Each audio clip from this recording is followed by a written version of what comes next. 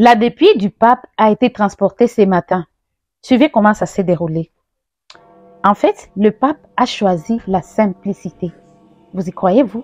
Il a choisi la simplicité. Il l'a écrit dans son testament. Il a refusé certains rites même qui sont prévus pour la mort des papes. L'annonce officielle de la mort du pape a été donnée à travers les sons de la grande cloche qui se trouve à la basilique Saint-Pierre. En fait, la cloche a sonné, la cloche sonnait à coups redoublés. C'est un signal qui marque ou qui déclenche un nouveau départ pour toutes les diocèses de Rome ainsi que ceux du monde entier.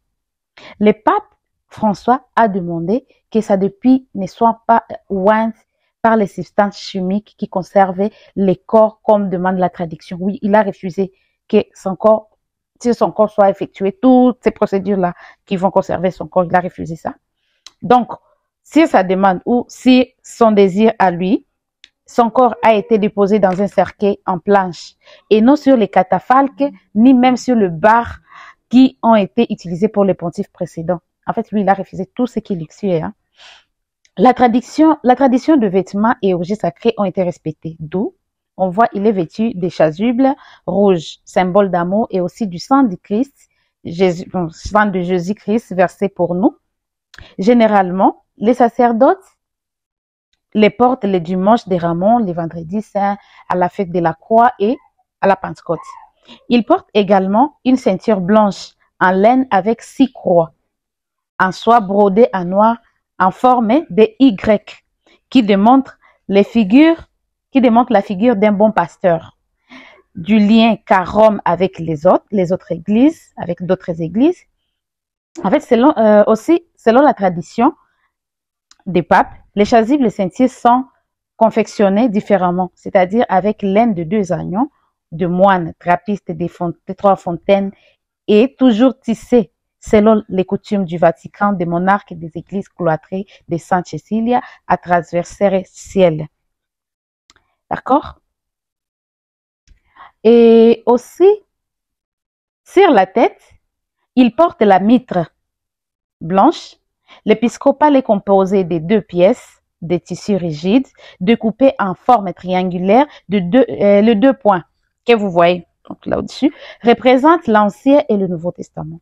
Entre ses doigts, il tient le chapelet, symbole de la dévotion à notre mère, à notre maman, à notre maman Vierge Marie, la mère de Jésus.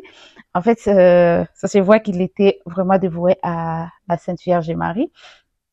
Le pape François a demandé à ce que il soit enterré, ou bien son corps soit enterré dans l'église du Santa Maria Maggiore sans aucune décoration particulière. Seulement, l'inscription dit Francis. Les autres papes ont été enterrés à Saint-Pierre. Sur le doigt, à son annulaire de la main droite, François porte aussi l'anneau d'argent qu'il utilisait depuis qu'il était à Buenos Aires. C'est pas la bague que l'on donne, la bague de pêcheur qu'on donne souvent à 2 papes lors de la célébration solennelle d'ouverture du pontificat.